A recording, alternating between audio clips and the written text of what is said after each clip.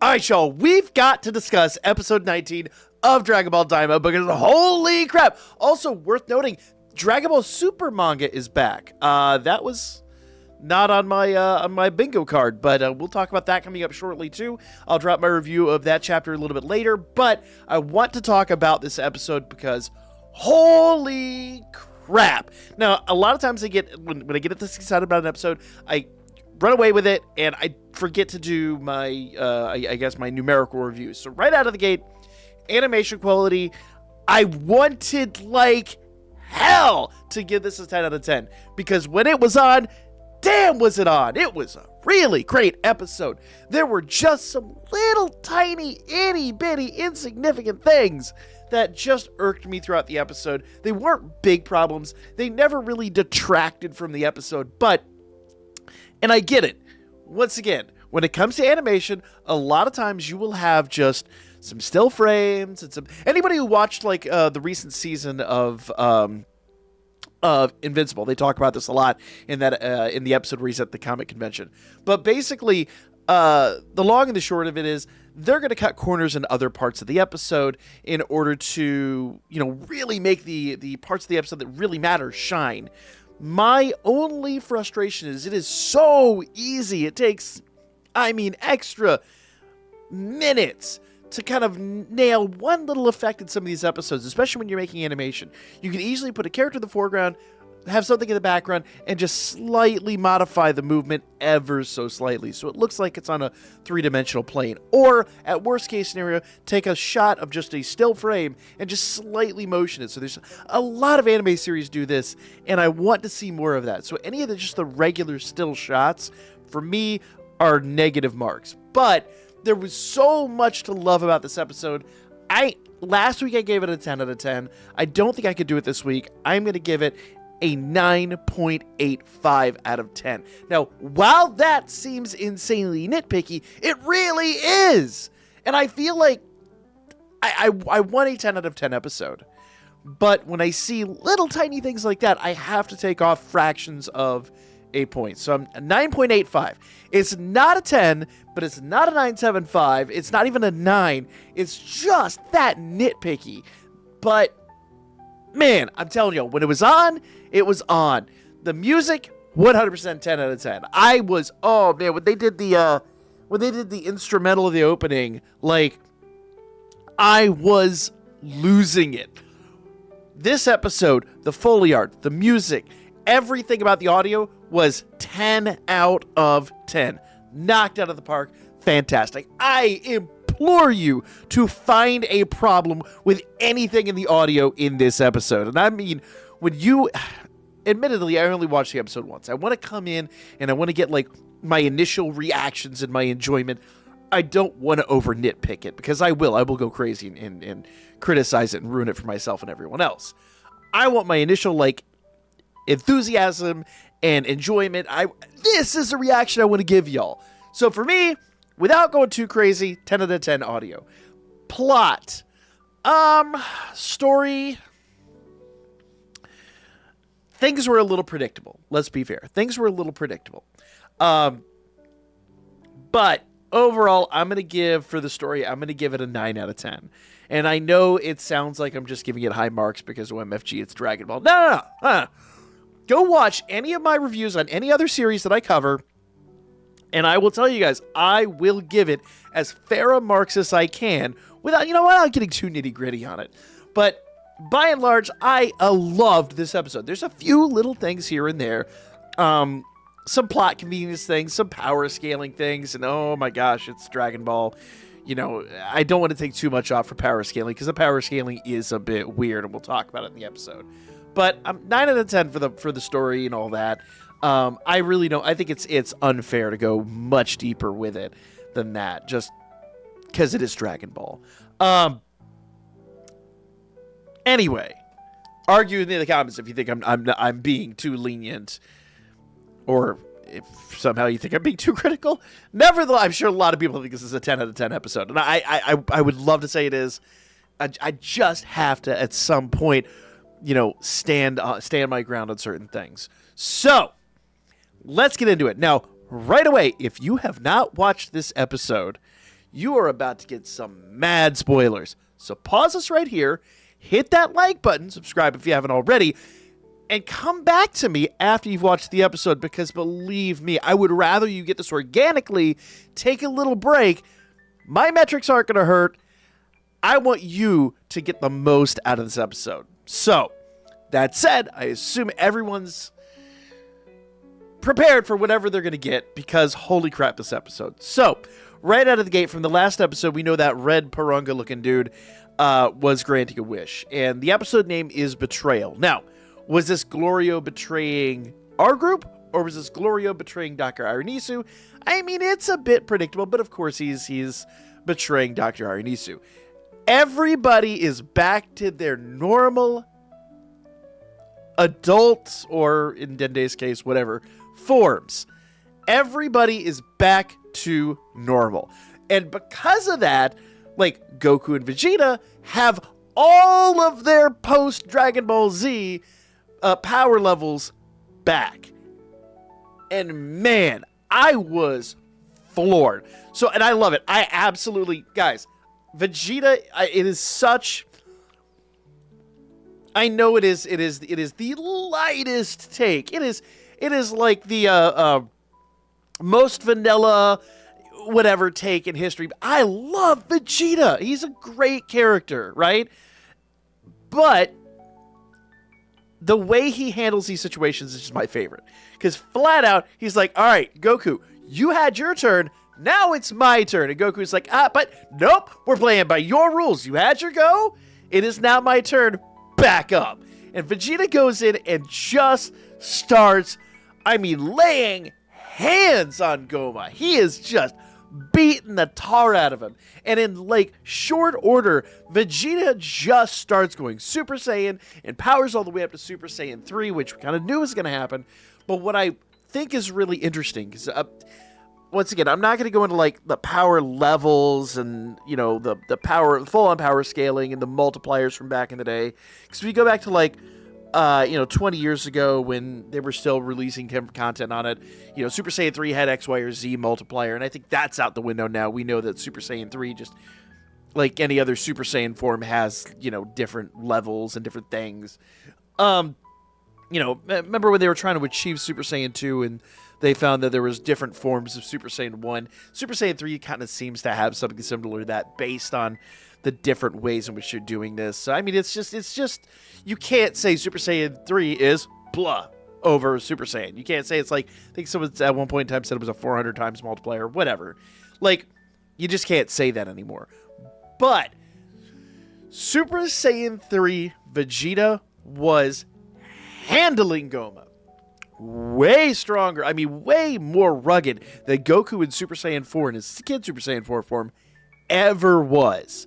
Absolutely just knocking it for a loop. Now, we talked in the last episode why I was a little disappointed that Goku Super Saiyan 4 form didn't kind of break the dragon curse and dragon spell or whatever, and the wish. I was looking for the right word there. And I get why they didn't in this episode. So basically, if they had, the fight pretty much would be over-ish. We'll discuss that here at the end. But Vegeta Super Saiyan 3 is doing way better than Goku ever was at Super Saiyan 4.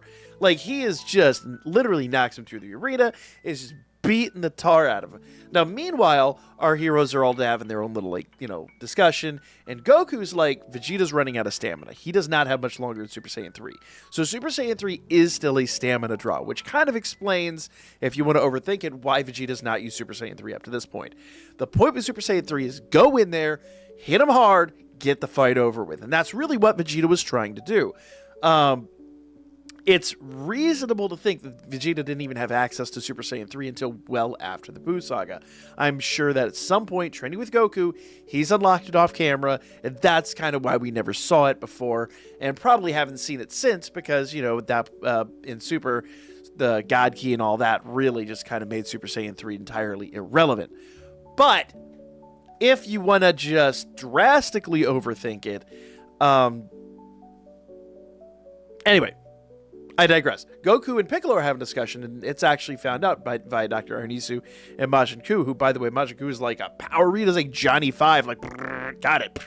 For the 4 people that get that reference. So we find out that basically 3 hits to the back of the head, and Goma will be basically dislodged from the third eye. So that actually tells us how the third eye eventually got away from Abra. So that is a thing, and so that's like Goku's goal now. He's like, look, I will distract him. You come up, punch him in the back of the head 3 times, we'll dislodge the eye, and then things will be things. And Dr. Ironese is like, cool, bet. However, don't take this as like, I'm on your side. This is just a means to an end for both of us. We still not cool. And he's like, okay. Was that mandatory? Was that necessary? No, but hey, you know what? Full disclosure. Got it. Bet. I'm Goku. So by this point in the fight, Vegeta's completely run out of steam. He's base level, and he's still throwing hands. He's doing the best he can. But at this point, he's completely, like, his tank is empty. And at one point, he's fighting Goma, and he's like, I will fight him to the death. I will fight him to the end. You know, Goma beats me. He kills me. I die. Whatever. You know, that's how things go. Saiyan pride. Grr. I wish I was a carrot. So I love Bulma's like, I got this. Walks up and is like, hey, dummy, knock it off, or I ain't, you not getting this ever again. And Vegeta's just like, your turn, Goku. I mean, think about it. Vegeta dies. Whatever. They wish him back with the Dragon Balls. It is what it is. Who cares? But you get between Vegeta and that, bets are off. It is not worth. Like, you could re-res me. Great. But there's no point in bringing me back if I can't, you know. So he's just like, Goku, your turn. I'm good. You know what? I had my fun. I had my fight. I didn't beat him. Life's hard. Bulma, come over here. We got to talk. So, and now I do want to talk a little bit about the transformation sequence, because obviously Goku goes in there and just starts going ham. And he's like, he does the old thing he does with Boo. This is Super Saiyan. This is Super Saiyan 2. And then, like, 15 minutes of power-ups, it seems, and he's Super Saiyan 3. But I want to talk about the difference between Goku going Super Saiyan 3 and Vegeta going Super Saiyan 3. Now, I know some people are going to try to overthink this and say, oh, Goku's that much more powerful. Go back and rewatch it. All Vegeta did was find a way to do it mid-battle, where Goku literally was doing his power-up, like, as a way to showboat. Like, that's literally what Goku does. He's trying to show off the power. He's trying to tilt Goma. He's trying to find a way to dislodge him from the third eye. He's doing everything he can to just kind of get him off of, just basically, like, distract him for a minute. You know, to make it easier for Piccolo to do his thing. Because, see, Piccolo's not Super Saiyan 3 level. Piccolo's nowhere near that level. Piccolo's not going to be able to hold his own in a fight. So Goku's got to have all of Goma's attention. And to do that, there's no greater way than taunting your opponent. Now, say what you will, Goku did it with Boo, but it's like Boo and Goma are about the only characters he's really done that with in the canon level of the series. You can say what you want about GT, but, you know, he didn't really do it in, I think he did a little bit in the Tournament of Power, but not as much. Not to the same degree. So a lot of this is just an intimidation or a distraction tactic. But as Goku's sitting there powering up, like, obviously, like, the lightning's going off and all that, the difference is when Vegeta did it, if you go back and watch, there's a huge blast, but it's almost like he just does it while he's transforming. Vegeta doesn't want to waste energy doing it, where Goku does it kind of for show. They're just two different ways to achieve the same ends. But obviously we know that Goku's not done in Super Saiyan 3. Super Saiyan 3 is not going to overpower Goma. He needs more. And I love it. He's like, this is Super Saiyan 1, this is Super Saiyan 2, and then just goes all out, and he's like, and this is Super Saiyan 3. But wait a minute! We got one more. And everyone's like, the hell is this dude talking about? And Vegeta's like, there's no way. And that's when Goku powers up. I mean, and this sequence was insane. This reminded me of that very first time he went Super Saiyan 3. And I get part of it is the showboating, part of it is definitely just to make it look more dramatic and to keep you engaged. But man, Goku goes Super Saiyan 4 for the first time in his adult form, which explains why they kept the kid form, because if he had just gone the full adult form and had his base level energy, he probably would have just, he wouldn't have wiped Goma out, but there would not be the room for what they had today. So narratively, he had to have his kid form. It didn't break the spell or whatever. Shenron's still more powerful, or they just went away from that whole thing. I don't know.